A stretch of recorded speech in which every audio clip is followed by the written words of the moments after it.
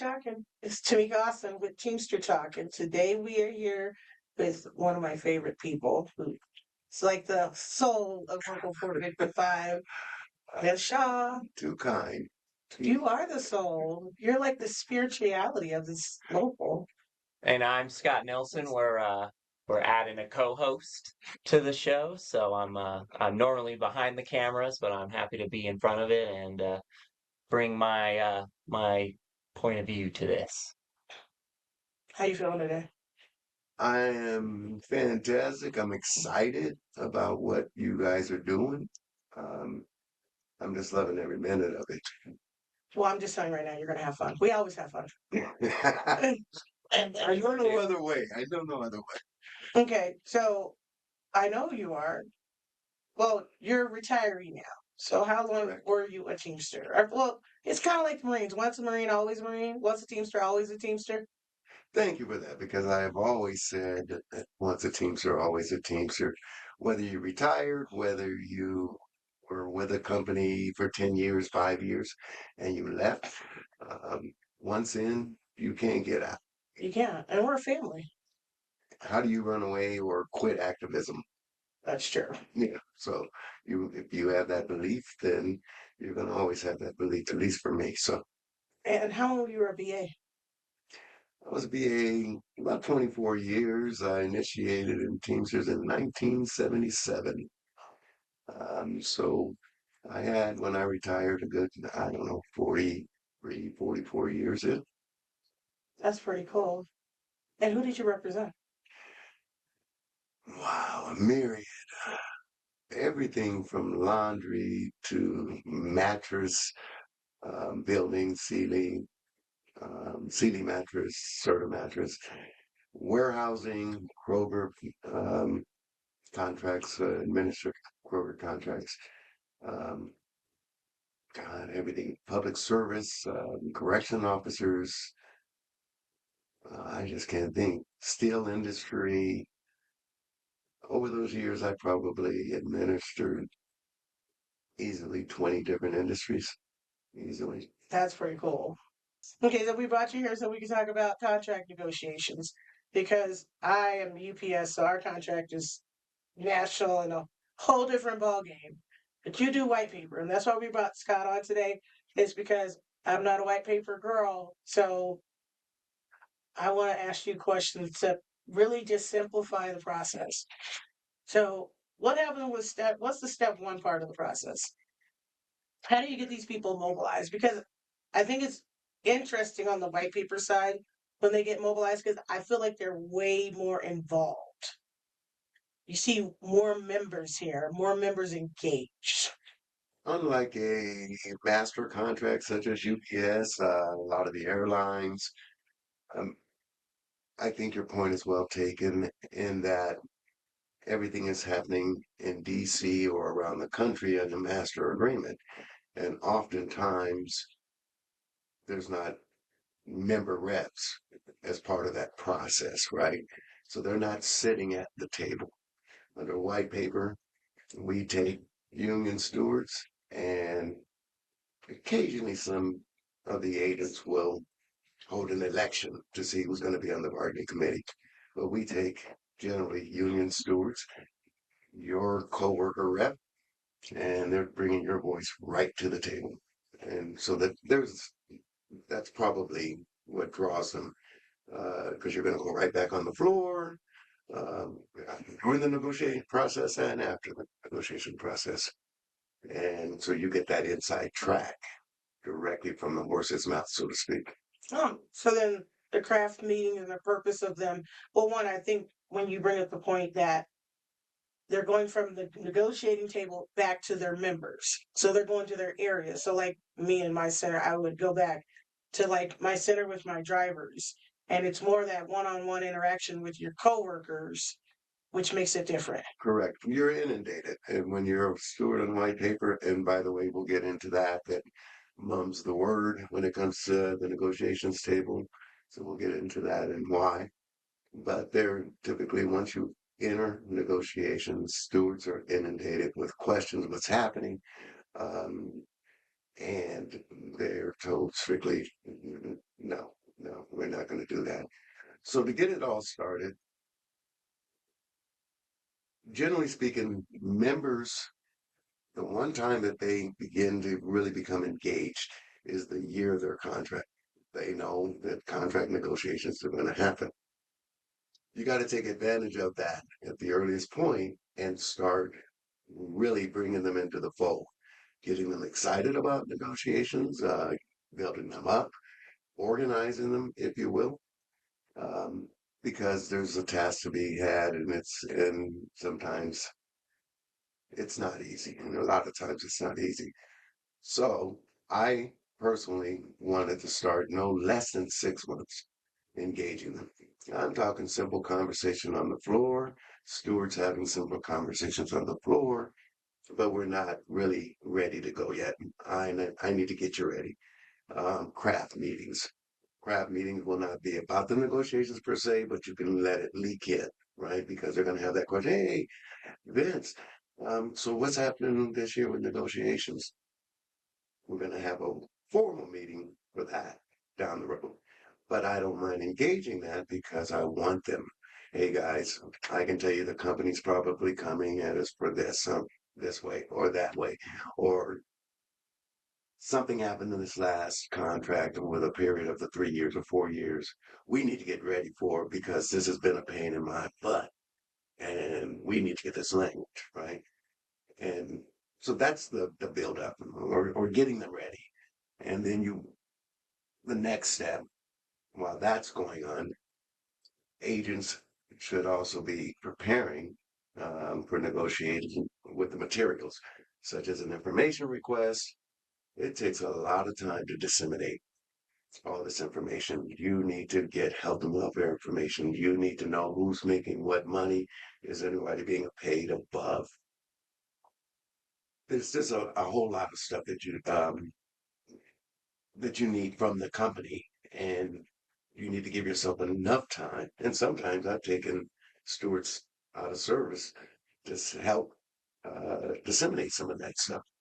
It seems like it's a lot of information because I think people are just thinking like about a small portion, the portion that once they get to the, when we tell them what the company's offering. But there's this all the behind the scenes work that has to be done because when you're start talking about health and welfare and things like that, it's the cost of the contract, if that makes sense. Right. You literally want to, well, you're going to start off with language because language is as important as money. It protects your money, right? But when you start getting the information in that I'm speaking of, you've got an eye on, am I going to have to move this group out of this insurance because it's no longer affordable? Well, if I'm going to possibly do that, then I'm going to have to shop insurance. I first have to know how much is this insurance costing the company as a whole? How much is it costing my members, their share? And I'm looking for, is this an $11 an hour? And people really don't understand how much insurance is. And when you get into econ, it is the number one issue that I settle first because it doesn't make any sense for me to have money coming out of your left pocket and you're going into your left pocket and coming out of your right. I got you $2.50 raise, but your insurance went up 75 cents. Okay, so all of that prep work is important. So when I hit the table, I may tell the company, if I can't get you to lower costs on insurance, then I'm going to shop the insurance and bring you a program with the benefit levels that my members already have, but it's going to be cheaper. I can take that money and leverage it towards the rates. So it's all money. So that information request is so important, and you don't want it the last minute because you won't have time to vet the information. A lot of it is timing, right? A lot of it is timing. So the information request, all of that is happening, and the members have not a clue that that's what we're doing, right? Um, the average member thinks you just go in, and if you want a $2.50 an hour raise, you just propose 750, right? And it's not that. That's not how it works. And again, preparation is everything. So the agent has to be fully prepared. his committee, his stewards have to be truly engaged. And because when you're looking at that membership sitting in front of that, sitting in the audience, and you're delivering the package at the end of the day, they're looking for leadership. They're looking into your eyes. They tell stewards all the time, you do a lot of hard work in negotiations. You come away with something that we call a recommended agreement. Now let's go deliver the good news, right? Um, but the members are looking in your eyes to see, do you really believe that you got everything that you could get? Do you believe that it's a good agreement before we vote on it? And then, so the next piece of it is you open your contract. That is a process, it's a legal process whereby all these labor agreements have a window that you have to open up a contract, not less than 60 days prior. Again, something that's happening behind the scenes that the member doesn't see. What happens if you don't open that contract? By article, you live with the same contract for an additional year. Nothing changes. The employer has a right to tell you you missed your time frame to open the contract. Now, the funny thing is that the company could open the contract as well. I've had them send me opening letters.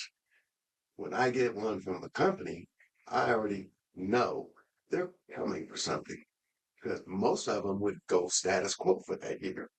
When you send me the opening letter, I was like, oh, So the opening letter is basically saying we want to start negotiating. we want to open up the contract for negotiations, and that's typically no less than 60 days prior to expiration. At the same time, you send notice to the FMCS, um, Federal Mediation Conciliatory Services. The government monitors your negotiations. I'm asked by new members, especially, why does a company have to sit down and negotiate? Can they just say that they don't want to?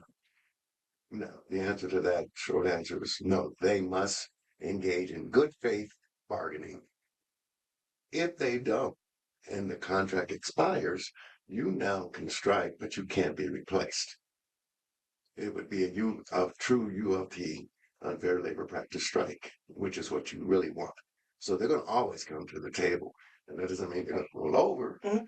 All they have to do is show up, and then it's up to us, the members, to really exert their strength and say, yeah, you're going to give us what we want, or some measure of what we want, or we going to give you our labor. So notification to the FMCS, and the contract is now open. Now you're going to get more into the formal process of, I've already talked to you, and I've got you guys talking amongst one another for 6 months to a year. Now we're going to start having meetings. So that's the proposal That's the meetings. proposal meetings. And that's more formal. The stewards will be there, and that's your bargaining committee. So that's already been defined. And we just open the floor. Those have to get interesting. They can be. And for an agent, you just go, yeah, I know you're worth $20 an hour raise. Yeah, this and that. And you take a wish list, right? Um, a lot of agents, especially the more seasoned, members, especially the more seasoned, tenured Teamsters, they've been through the process enough, so they really know what has been a pain in their butt working over the last 3, 4 years under that last contract. So they will have language changes usually that they're proposing. Vince, this is not working for us anymore. Since our last contract, the company operationally has started doing X, and we got to stop them. Um, so you get the back and forth, and you get a lot of good information out of there, plus your wish list that stuff. As an agent, if I got a really ain't gonna happen proposal, I don't wait and I don't propose it. I just tell you, ain't gonna happen. I try to keep that meeting light. It is a very serious process, but I try to keep it light. Um, and in that way, you tend to get people more engaged.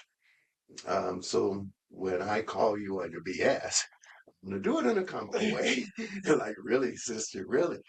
Tacos? Really? And then people laugh, and then sister, don't she just kind of stops, or brothers just kind of stops because, they know, okay, I guess that one was out there. You get through that meeting. Now you just have we call it a laundry list or a wish list. There's a lot of good in it that's going to make the proposal. And then there's not so good.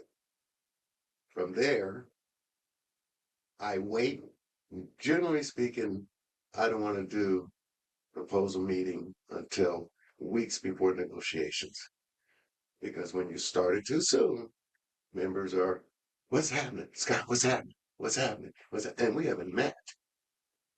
But so you can get them over engaged, over built up at that point, and we haven't even set dates. Okay, so between the time that we've had our proposal meetings, I will have an agent will meet with their committee again, and that's the agent's going to pare down some of the stuff that's just not going to make it, and then the okay comes from the committee.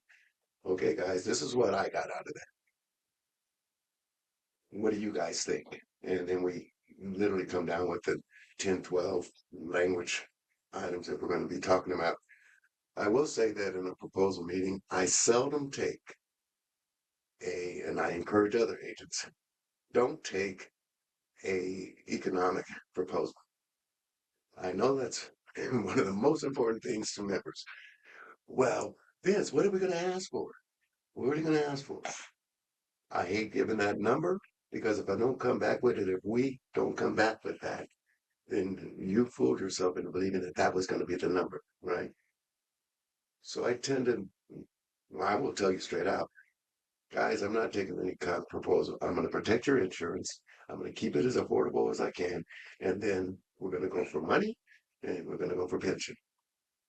But health and welfare comes first. Um, so by the time we all sit down as a committee and decide this is the package that we're going to hand to the company, and it will be a language proposal and then separately econ.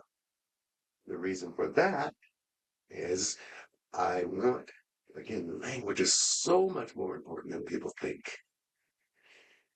I want them focused on language.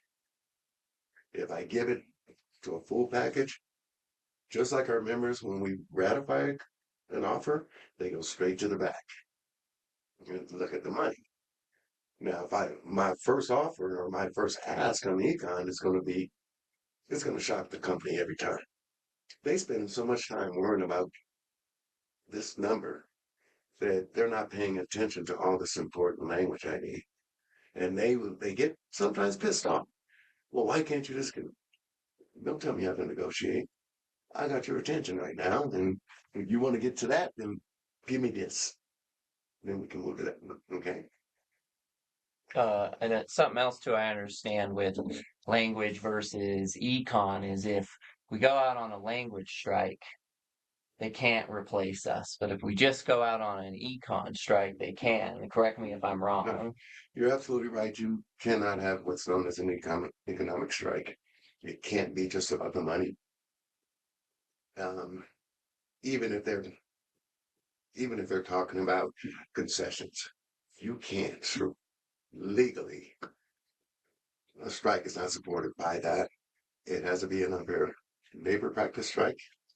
And during the course of negotiations, an agent is listening, taking notes. His usually you have two agents in every negotiations, and we're looking for that. We need at least one of those. One item that should we go to the street, that's the item that we're going to be striking over. And you want it to be around safety. Um, you want it to be safety is a big one. Not that it doesn't come to mind right off the top, but there are items that play well to the public, and now you're out there for that reason. And from there, once I've got that in my back pocket, now I'm free to just cruise through. Public perception is everything. When you go out and see, we have a lot of contracts that are not public, right? The public don't even think about some of the industries that we actually were workers, are union. They know about grocery, they know about the UPSs, freight, telephone companies, and all those contracts because it affects them immediately, right? But when you're talking about goods, other goods that are not, you am I gonna be freaking out that my Sealy mattress is not in the stores quick? Well, first off, I don't spend that kind of money on a mattress. Secondly, if I am, I don't mind waiting. So there's a lot of industries that we covered that doesn't garner that kind of support. Um, you got to make that happen anyway, right? And that's where it goes back to why are we striking? And it's not econ, it's about issue, right? I can I can have empathy for any worker if that it's packaged in such a way, the message is packaged in such a way where it draws empathy for the company. And it's not going to be around that econ because Teamsters in general make more than your average working Joe. So sometimes they just look at us like we're, prima donnas and you guys are the reason for the deficit and all this craziness. Yeah, no. Yeah. So Well, I've told. we set the standard for these industries, absolutely. in my opinion, we really do. Let's just be honest. Teamsters unions, we set the standards for all industries. I tell people all the time, or recently, one of my friends told me that the FedEx person was like, "Oh, because you guys got more money, we're going to get more money." You're welcome, FedEx. I mean, I'm not trying to be mean. It drives me mad. Well, I'm just saying, you're Yeah, welcome. It's yeah, like they keep forgetting that, you too could have those same benefits. Like you too can organize FedEx or any place that's not unionized. And then guess what? We'll all make good money because when you get a good exactly. contract and we get a good contract, and it's a ripple effect. Organizing an industry. And what they're doing is they're literally settling for, yeah, you guys do better, but we still got it, right? So we got a little piece of what you got. So thank you for your work, right? Instead of saying, well, no, I want the whole pie. I don't want just three-quarters of the pie, right? Um, but getting them to understand it and then, organizing is a whole nother topic, but the fear that goes around organizing, the lack of knowledge about what the unions do and that. Um, so getting back to the committee, who is the committee? The committee again, stewards typically. Um, and they literally serve such a strong, like I know you guys are getting ready to go in negotiations. I lean on my stewards so hard.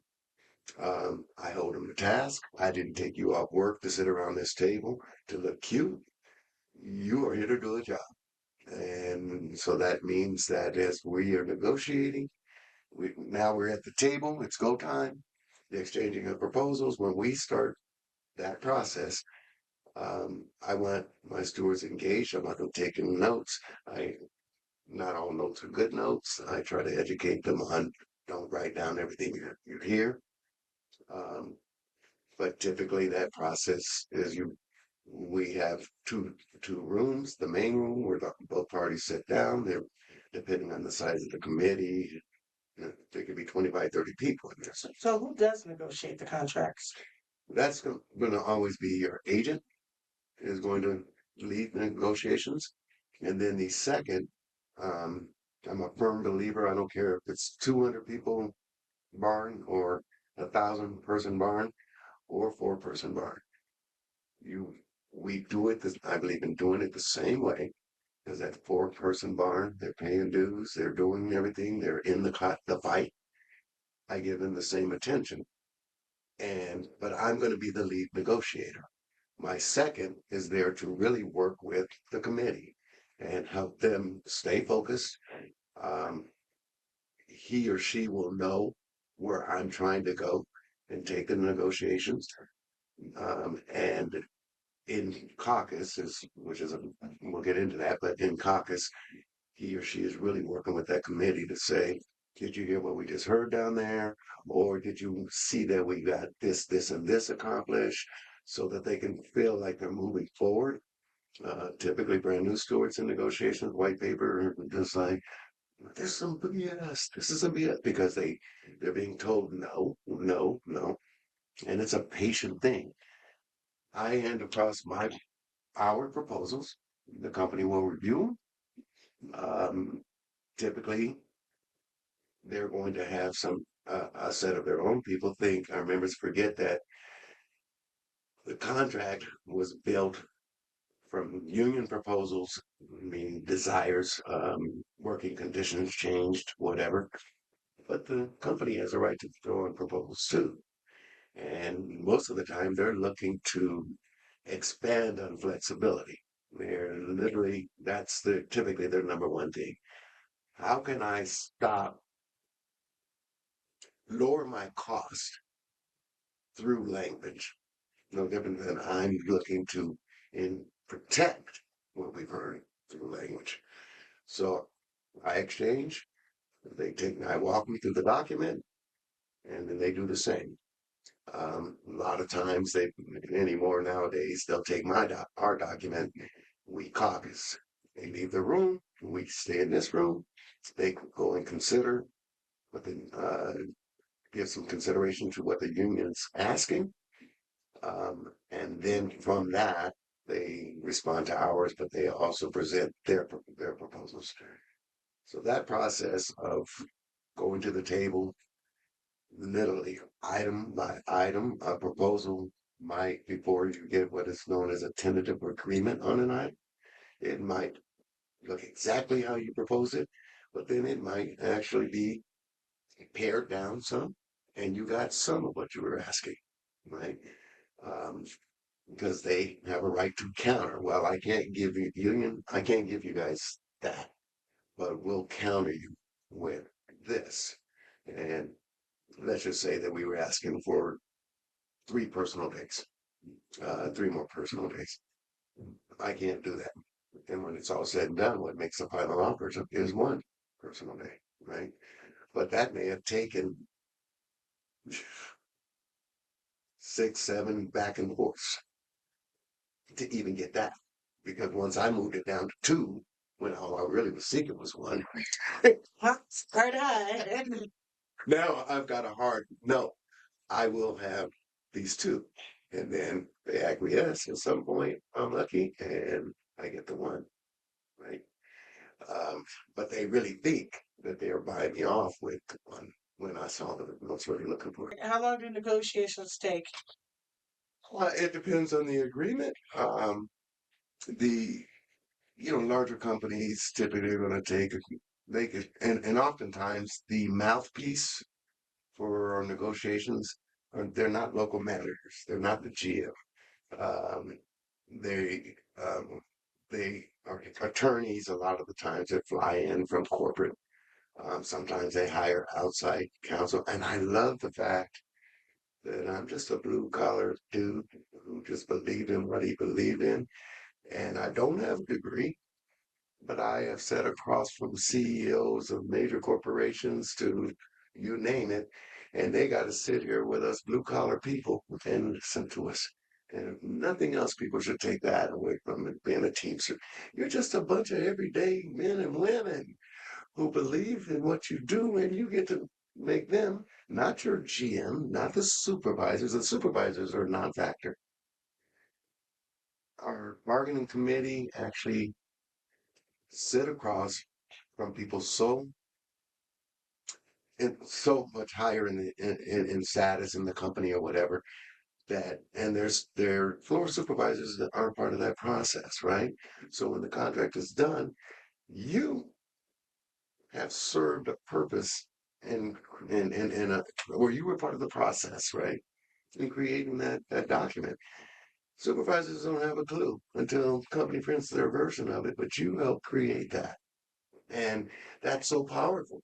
I mean, it empowers the members because even the supervisors then have to look at you a little bit different. It's like, you know, it's just empowering for people. But really, when I say that the business agent negotiates it, it's the business agent is lead. That bargaining committee negotiates the contract. The business agent is just the lead in that. And I've heard your wishes and desires, and let's go get this. Let's go do this. But if I call on you, because we've had a session down there, and I said, okay, the company said this, so who's got those notes? And I hear crickets. Okay, that's unacceptable, guys. Guys and gals, that's unacceptable. You guys are there for a reason. And it's so, so, so important that you fulfill that obligation. It's not just about getting off work and those things. Companies where they where some of the agents have done elections for committees. I hate that because a lot of times it's just people that want to get off work. And do you understand that what you're getting ready to do is affect people's lives for the next 3 to 4 years?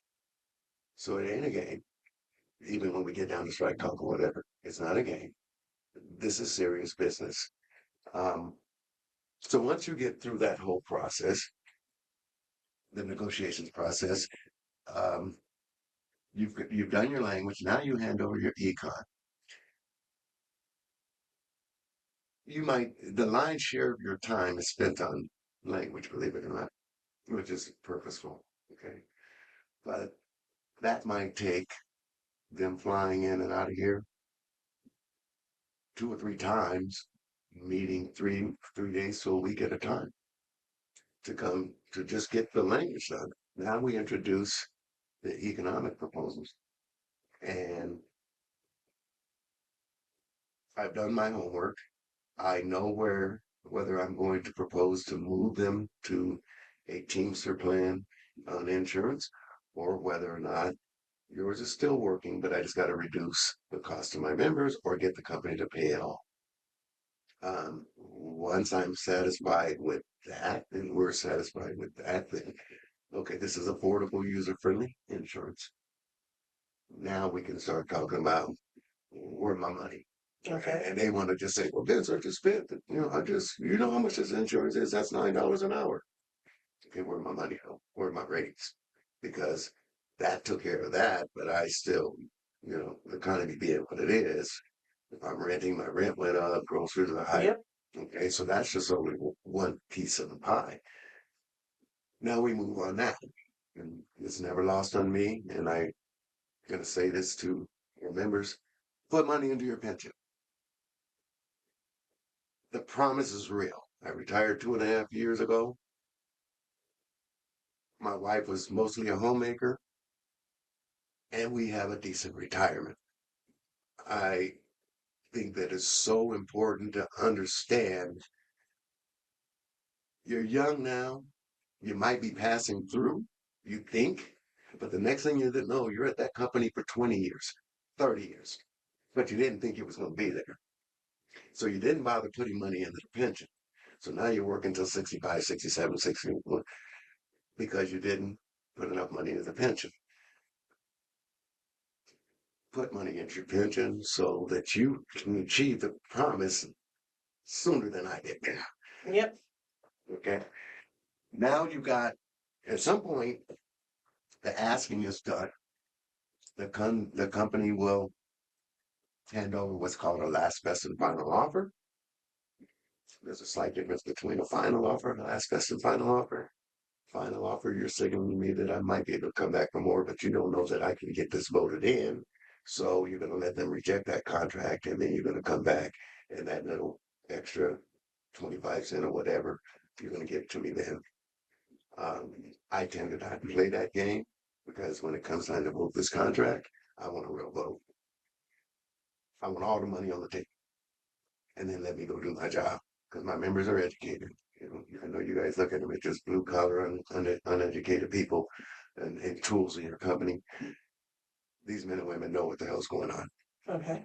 Put all the money on the table. Let me go move this thing. We're at ratification. I always place my bargaining committee at the front of the event center, the auditorium, the hotel room that we rent, the hall that we will rent, larger groups. And again, to my earlier point, people are nervous. They think they've heard this, they think they've heard that. My stewards have done, my committee have done a good job of not putting the information out there. And I said, I'd speak to that real quick. You don't want it out there because the company will actually pick a classification. So you've got 100 people in the unit and you've got 30 drivers, 40 drivers. I'm going to buy the drivers. I already know that only half of your warehouse are going to be freaked out a little bit, but the other half will be, who are mad or whatever. So I'm going to have a 70-30 vote to accept it because the offer got out that the drivers were getting taken care of, but not the warehouse. It could be the warehouse in different classifications, receivers. So they literally, if we vote this thing down, they know where to go get their votes, right? They know how to sweeten the pot just for that. So that's the main reason why we don't put it out, that they're sworn to secrecy. And most business agents catch crap when they walk into, again, we're constantly communicating, even through the negotiation process. Why aren't you guys telling us all this secret shit? There's a reason for it. We don't want them to divide you. Um, it is also only a tentative offer. If you reject this thing, then everything is off the table technically. Okay. You could just wind up starting from the beginning. So it's important that secrecy is there. At times, if we really feel like it's going to be a crap offer, then we're going to put it out. If it's going that bad, we're going to send the message to the company. We're preparing our members for a strike because we already know this is going to go down. So in that situation, sit the hounds on committee. You can go out there, let them know what the company thinks of them. So the locals strike fund is $100 the first week, and then 125 a week thereafter for each full week. Because if the strike ends in the middle of the week, then you don't get that 125. The internationals is 5 times the due rate with a minimum of 200. So to your point, it is not a game because it is not enough money to live off of to pay your bills. Myself, I've been on the partner of I was the spouse of my ex-wife. She worked for King Soopers, and we had to go through 2 strikes. 40% of my income was gone. When you reject a contract, understand that you don't reject a contract to say, well, we always got to turn down the first one because then they'll come back and they'll give us more. Number one, they don't have to come back. They can say you have our offer. Now that puts you on strike. Number two, when you reject it, I don't do 2 strike votes. I mean, I don't do 2 votes. Reject the contract, but on another vote for the strike. If you're rejecting the contract, you're telling me I'm ready to fight for what it for what we want. So there's only one vote, and it's not a game. It's not that okay, I just rejected and then they're going to come back. If they come back, oftentimes they just move money. They don't necessarily give you a better offer. I have seen a Kroger group, not yours, reject a contract and came back for 7 cents less an hour, and they didn't strike. That was it was rejected. 2 weeks later, the parties met again, and the offer was I want to say 7 cents less than what it was to begin with.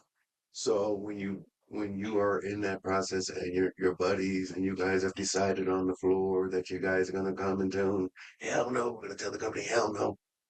Please understand, people lose houses, people lose cars. You might get, if you're lucky, another nickel or a dime somewhere in this package. And that 3 weeks that you were out, you'll be spending the next 2 decades trying to make up that dime. And that's what I'm saying is we want people to be educated. We want members to be involved, whether you're on a national contract like me, or in this particular episode, we're talking about specifically white paper contracts. It's the same. Like the process might be a little bit different, but the end goal is always the same. So we want people to watch this episode and really be educated because we could really go for hours talking about contract negotiations. This point of this episode is so people understood that one, it's not an easy process. Two, the business agent is probably preparing. If you have a 3-year contract, I would say that you guys are preparing at least 3 of those years. So the contract is a moving, breathing body. I love that. And so as it's breathing and moving, then this business agent is preparing. And so you may not see the preparation up front because you're seeing the in steps to it. But this business agent is living and breathing this contract for years and years, and it's a constant work in progress. It's different things that happen and different things that the language, the intent may have been one thing, and then the companies, because they're mean, go and find a way to use it for not the intent that it was. And so it's not like when they start the negotiations that the VA was like, I want to make sure the company can do, because in our minds you may be thinking, we want this language because right now this is happening. And it's meant and it's put in there in good faith. But then the company, of course, because they got these people sitting behind desks being keyboard warriors, they have nothing better to do than to sit here and say, well, how can I save more money? And our goal is to protect our members. And as that breathing body is breathing and moving and changing, so is the contracts and the evolution of those contracts. Will we not agree? Intent, two last things, if you will. Intent is everything on the language. Intent is everything. And again, having the committee and the stewards will help the business agent administer that contract over the term of the agreement for the next 3-4 years. You were there to witness the conversation around that language. Most often, to your point, is you got management that they weren't in negotiations, or you have because their turnover is so heavy that people that literally did the negotiations on the company side have moved on to either a different position in the company or left the company completely, which is an advantage for us because when we go to an arbitration, we can testify. All 5 of us were in the negotiations. Who on that side? Who are you? I don't know you. I didn't see you. This arbitrator, none of these people were even there. So that's one. And then the last thing on strike if you must. And out of all the years that I negotiated, I never negotiated to a strike. That does not mean that we rolled over. That means that we did good work. This union did good work. But strike if you must. Just know why you're doing it and make sure that you know why you're doing it, because there's suffrage. There's real suffrage, but you can't be afraid to do it. Sometimes you cannot not afford to strike. Know the difference. And one thing too that I've always said is, have a little bit of savings. If you can put, the year prior to your contract, put $20 a week away out of your check. You'll be sitting on a couple grand come negotiation time. Then you have to go to strike. You've got that little chunk of change that makes you just a little bit stronger. So that way you can take care of your family so you don't have to worry about losing a car and making that mortgage and having the groceries and all that kind of stuff. That's really important. You are so good. At ratification, I will go and look at the parking lot right before my members get ready to go to contract, because the company doesn't. They know you're dead. And people don't know that. They watch it all. So that beautiful 65, $75,000 ride, they know you got it. And they know you didn't pay gas. Think about it. Hold off on that purchase for 1 year till you get out of negotiations if you're contemplating doing that, to your point. They watch it all. Company guy told me once when I was brand new with Hostess back in '77. I had a baby coming. I wasn't married, but real quick, he kept asking me. He'd come through the sales room. When you gonna make an honest woman? That lady. Yeah, we're gonna get married. We're gonna get married. All in your business. When you gonna make and he just said it like that, and then we decided to run down to the courthouse and get married. I asked, that was on a Friday. So I said, can I have Saturday off too? Because I'm getting married on Friday. At any rate, he comes through on Monday and he says, gotcha. And I was like, what? And he said, you married? You got a baby? I got you. Yeah, man, my loyalty to the company, my need to make that money was there now. That's how he looked at it. Oh my God. Oh my God. Know your power, use your power. Teamster Power. Thanks for tuning in to Teamster Talk. Follow us on our Facebook and our Instagram, which I'm going to get better at posting on. Follow the local on their website, which is Teamsters Local 455.org. Follow their Facebook, and we can't wait to see you guys again. I hope everybody have fun.